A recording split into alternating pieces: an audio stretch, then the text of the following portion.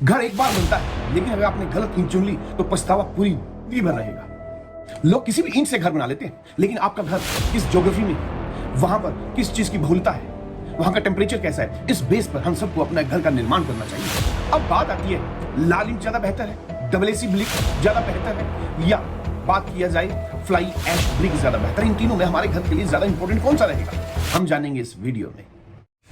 घर बनाते समय हम देखा देखी में रिश्तेदार के कहने पर, पड़ोसी के कहने पर, या किसी ठेकेदार के कहने पर रेड ब्रिक, जिसे हम बोलते हैं लाल ईंट, या फ्लाई ऐश ब्रिक और डबल एसी ब्लॉक, इनमें से किसी का भी चुनाव कर लेते हैं बिना अपने घर के बारे में जाने, अपने शहर का आपका टेम्परेचर कैसे है उसके बिना। अगर आप ये डिसाइड कर लेते हैं तो आपके घर के लिए वाकई ये बहुत अच्छा साबित नहीं होने वाला।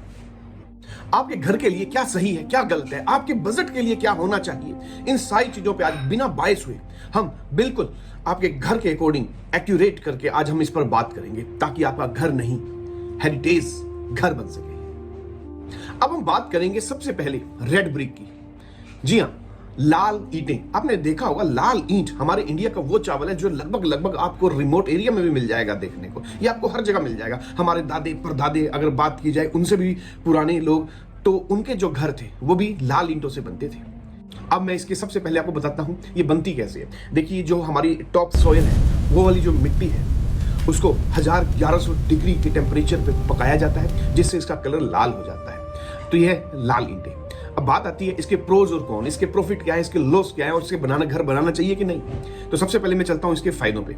देखिए, इजी ऑफ अवेलेबिलिटी, ये आपको हर जगह मिल जाएगी। अगर आप रिमोट एरिया में भी रहते हैं, जहां आपको ना तो फ्लाई ऐश ब्रिक देखने को मिलेगी, ना डबल एसी ब्लॉक देखने को मिले, तो लाल ईंटें पक्का मिल जाएंगी। तो ये इसका सबसे बड़ा अहम पॉइंट है। दूसरी बात, सबसे ज्यादा इसकी मजबूती देखने को मिलेगी हमको। इसकी स्ट्रेंथ तीनों ईंटों में, डबल एसी ब्लॉक की बात की जाए या रेड ब्रिक, तो ये है ही है। और तीसरे नंबर पे बात आती है फ्लाई ऐश ब्रिक। इन तीनों में इसकी ड्यूरेबिलिटी, इसकी जो स्ट्रेंथ है, वो तीनों में सबसे ज्यादा है।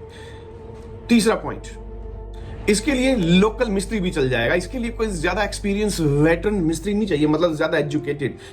फिर हम देखते हैं फोर्थ नंबर पॉइंट कि ये फायर के अंदर पकी होती है, तो आग लगने पर इसका कुछ बिगड़ने वाला नहीं है। ये ईंटों की सबसे बड़ी, लाल ईंट की सबसे बड़ी खास बात है। और इजी अवेलेबिलिटी है। और सबसे बड़ी चीज इसकी रीसेल वैल्यू है। अगर आप घर तोड़ के फिर से बनाना चाहते हैं तो वही ईंटें फिर से यूज हो जाएंगी। ये बात इन सबसे इसको यूनिक बना देती है। अब बात आती है कॉन्स की, इसके लॉस क्या है। देखिए, इसके अंदर हमें सीलन की समस्या देखने को मिलती है, डैम्पेस्ट की। तो सीलन की समस्या, अगर दूसरी जगह से अच्छी तरीके से चिनाई प्लास्टर नहीं किया गया तो बारिश के टाइम में पानी अंदर आने के चांस रहते हैं। मतलब सबसे ज्यादा अगर हम बात की जाए तो सीलन की समस्या देखने को मिलेगी। और दूसरी चीज, क्योंकि जो रेड ब्रिक होती है ये हर जगह से एक जैसी नहीं मिलेगी, थोड़ी सी अनइवन मिलेगी। इसकी वजह से जो प्लास्टर है, जब हम प्लास्टर करते हैं सीमेंट का, तो वो ज्यादा थिकनेस लगानी पड़ती है, उससे ज्यादा खर्चा आता है। तो एक ये चीज है। और तीनों में इसका वजन ज्यादा है, तीनों ईंटों में, तो इसीलिए लोड ज्यादा पड़ता है। लेकिन इसका एक और सबसे खास बात है कि इसका घर बनाने के लिए हमें पिलर्स की, बीम की कोई नीड नहीं है, यह बिना उसके ही बन जाएगा। तो ये है इसके प्रोस एंड कॉन्स। गर्मियों में दीवारें जो है वो ज्यादा गर्म हो जाती हैं लाल ईंटों के माध्यम से, और सर्दियों में ये ठंड ज्यादा हो जाती है। तो ये भी इसका एक बहुत बड़ा कॉन्स है, लॉस है। अब हम चलते हैं सेकंड पे। मैं लास्ट में आपको बताऊंगा कि आपके घर के लिए कौन सा उपयोगी है। अभी मैं डिफरेंस बता रहा हूं, तो अब चलते हैं सेकंड नंबर पे, फ्लाई ऐश ब्रिक पे। देखिए, जो फ्लाई ऐश ब्रिक है, इसमें 70 to 80% जो मटेरियल है वो थर्मल, जो पावर प्लांट है उनकी जो एशिज है, राख है, उसमें से वो 70 से 80% लिया जाता है। बाकी उसके बाद उसमें सीमेंट है, चूना है, लाइम है, ये चीजें मिक्स की जाती है। तो बात आती है इसके प्रोज एंड कॉन्स की। देखिए, सबसे पहले अगर मैं प्रॉफिट की बात करूं तो फ्लाई ऐश ब्रिक की बात की जाए तो तीनों के अंदर सबसे कम आपको इसमें सीलन देखने को मिलेगी। तीनों ईंटों के अंदर सबसे कम इसमें सीलन देखने को मिलेगी। ये अनइवन नहीं होती बल्कि इवन ही होती है, इसीलिए प्लास्टर खर्चा काफी हद तक बच जाता है। सीमेंट और इसके अंदर जो रेते का हम प्लास्टर करेंगे उसका इसके अंदर एक्सपेंडिचर काफी बच जाएगा। और चूंकि ये तीनों में सबसे ज्यादा कॉस्ट इफेक्टिव है, सबसे ज्यादा चीप यही पड़ेगी। तो ये वाली चीज। तीसरी चीज, इससे आपको फिनिशिंग, दीवार में आपकी फिनिशिंग बहुत अच्छी मिलेगी, घर आपको और ज्यादा सुंदर लगेगा। थर्ड जो पॉइंट है, नो सीलन नो पपड़ी। इसके अंदर आपको सीलन की समस्या नहीं मिलेगी। तीनों ब्रिक के अंदर सबसे कम पानी यही सोखती है, तो सीलन की समस्या तीनों में आपको सबसे कम इसी में देखने को मिलेगी। फिर टर्माइट की प्रॉब्लम, जिस दीमक की समस्या भी हमें फ्लाई ऐश ब्रिक में सबसे कम देखने को मिलेगी। जो फ्लाई ऐश ब्रिक है ये टाइम के बाद, टाइम के साथ साथ इसके अंदर मजबूती, स्ट्रेंथ आती चली जाएगी। तो ये रेड ब्रिक से थोड़ी सी ज्यादा अच्छी है क्योंकि ये कॉस्ट इफेक्टिव है, ये इन तीनों में सबसे सस्ती पड़ेगी। फिर बात आती है इसके कॉन्स की, कि आगे इसके लॉस क्या है। देखिए, लॉस की बात की जाए तो सबसे पहले ये आरसीसी फ्रेम, मतलब आपको फ्लाई ऐश ब्रिक का यूज करने के लिए बीम और पिलर का यूज करना पड़ेगा, जबकि जो लाल ईंटें हैं वो बिना पिलर्स के, बिना बीम्स के उसके घर बन सकते हैं, लेकिन इसमें आपको फ्रेम का यूज करना पड़ेगा। फिर बात आती है जब आप तीनों ईंट देखते हो, लाल ईंट देखते हो, फ्लाई ऐश ब्रिक देखते हो, तीसरे नंबर पे ये जो बड़े आपको डबल ब्लॉक देखने को मिल रहे हैं, इन तीनों में नंबर 1 की बात की जाए तो फ्लाई ऐश ब्रिक की है। फिर बात आती है आखिर फिर इनका यूज क्यों नहीं किया जाता, जब ये सबसे सस्ती है, सबसे ज्यादा स्ट्रेंथ है, सबसे ज्यादा इसके अंदर हमें फिनिशिंग देखने को मिलती है। तो इसका जो सबसे बड़ा ड्रॉबैक है, ये अगर आप किसी लोकल बायर से खरीदते हो जिसमें 100% गारंटी ना हो तो आप बिल्कुल भी मत खरीदिए, तो कोई फायदेमंद सौदा नहीं है। तो आप रेड ब्रिक के साथ जाइए। अब इसमें क्या है, सर्दियों के टाइम में जब मान लो ये ईंटें बन रही होंगी और उसके अंदर जो क्योरिंग है, तराई ना कर रखी हो ढंग से, तो इसका कोई फायदा नहीं होने वाला। सबसे बड़ा पॉइंट तो हमें ये देखने को मिले। अगर जब आप इसको बाहर कर रहे हो तो आपको एक सर्टिफिकेट मिलना जरूरी है। उस सर्टिफिकेट में क्या क्या होना चाहिए, उस सर्टिफिकेट में जो वाटर एब्जॉर्प्शन हो वो 15% से बिलो होना चाहिए, पहली चीज। दूसरी चीज, हमें उस सर्टिफिकेट में क्या देखने को मिलेगी, उसका बैच नंबर क्या है, मैन्युफैक्चरर क्या है, इसका नाम मेंशन होना जरूरी है। तीसरी चीज, इसकी जो कंप्रेसिव स्ट्रेंथ हो वो मिनिमम 7.5 MPa हो और हाईएस्ट 12 या 12 से ऊपर हो। कोई टेंशन वाली बात नहीं है, ये बेस्ट फ्लाई ऐश ब्रिक की खास पहचान है।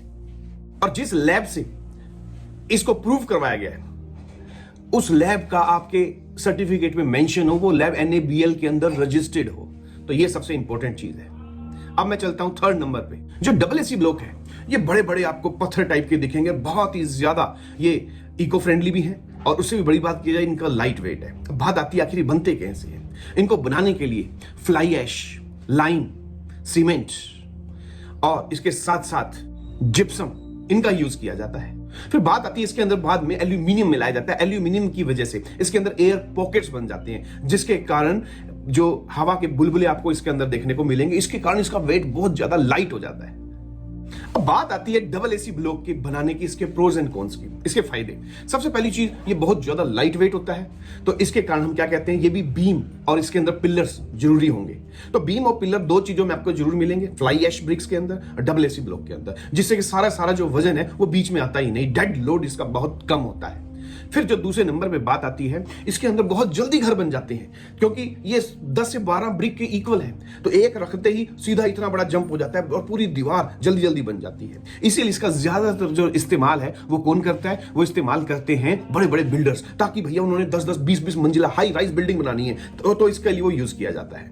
दूसरा इसका जो सबसे बड़ा बेनिफिट है वो है साउंड प्रूफ, बाहर की आवाज अंदर नहीं आती, अंदर की आवाज बाहर नहीं जाती। ये फिर आती है बात 3rd मोस्ट इंपॉर्टेंट पॉइंट की, थर्मल इंसुलेशन का, कि सर्दियों में आपके घर गर्म रहेंगे और गर्मियों में ठंडे रहेंगे। ये इसका सबसे बड़ा बेनिफिट हमें देखने को मिलता है। लेकिन फिर मैंने बताया, अब हम चलते हैं इसके कॉन्स पे, इसके लॉसेस क्या है। पहली बात, इसके लिए हमें आम मिस्त्री देखने को नहीं मिलेगा, आम मिस्त्री क्योंकि इसको कर ही नहीं सकता, इसके लिए कुशल कारीगर चाहिए।